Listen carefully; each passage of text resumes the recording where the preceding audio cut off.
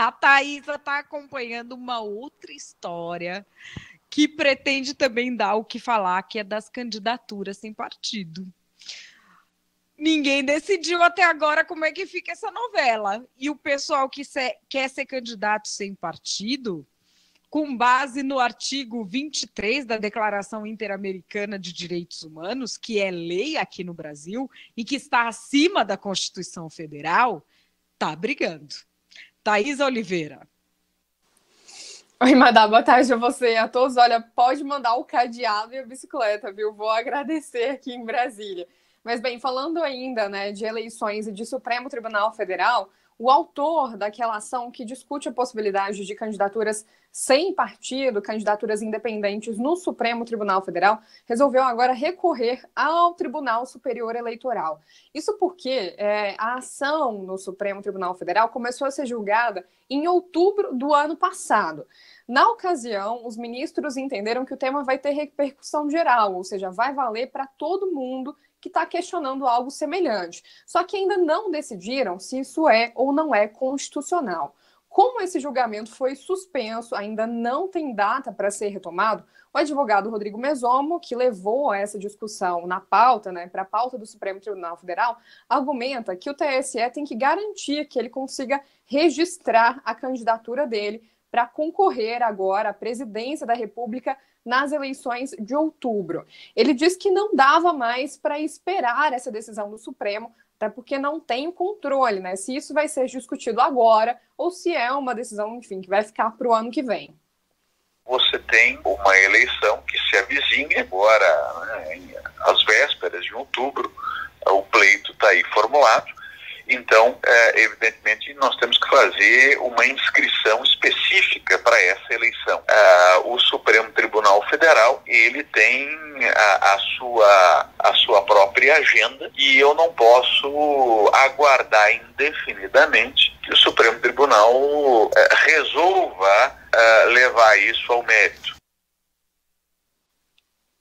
Olha, ele quer que o Tribunal Superior Eleitoral considere, né, um artigo do Código Eleitoral que prevê as chamadas candidaturas sub judice. Na visão dele, esse é o caso dele. Como esse julgamento do STF foi suspenso, né, ainda está sem conclusão, a candidatura dele, na visão dele, está sub judice, ou seja, ele deve, né, ter o seu nome nas urnas, deve poder tirar ali um número CNPJ para abrir uma conta. Inclusive, ele, no mês passado, também fez um pedido para o TSE para que ele consiga fazer aquela vaquinha virtual, né, como os outros candidatos que são filiados já estão fazendo.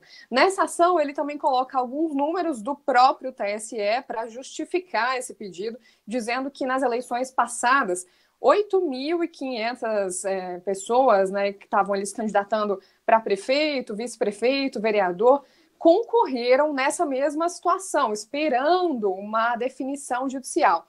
Por isso, o TSE tem que fazer valer isso também para o caso dele e para o vice dele. E essa foi exatamente a condição que o levou ao Supremo Tribunal Federal, à Corte Máxima. Ele tentou concorrer à Prefeitura do Rio de Janeiro em 2016, teve ali depois a candidatura impugnada, continuou recorrendo, levou isso até a discussão no Supremo Tribunal Federal, né? Mas havia a expectativa de que isso fosse retomado agora, mas ainda não entrou na pauta do Supremo, e aí ele teme que, enfim, isso não fique, né, não tenha uma resolução antes das eleições de outubro.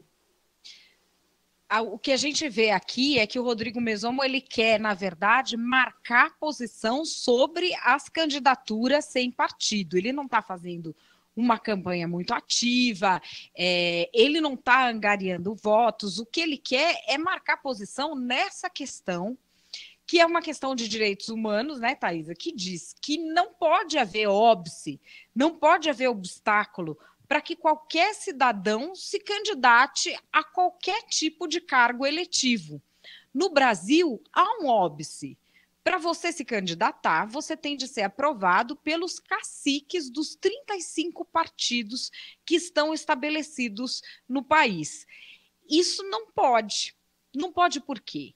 Porque o Brasil é signatário da Declaração Interamericana de Direitos Humanos, que já foi referendada pelo nosso Congresso e que está por cima da nossa Constituição Federal.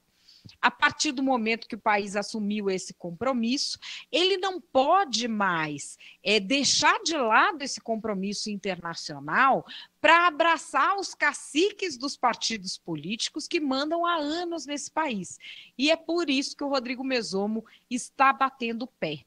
Muitos brasileiros não sabem dessa história, cada vez mais brasileiros precisam saber, e daqui a pouquinho a gente vai ter mais um capítulo dessa novela lá no blog A Protagonista, né, Thaisa?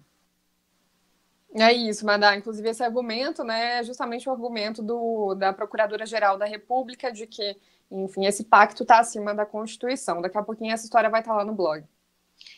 Thaisa, um beijo, bom final de semana. Um beijo, até segunda.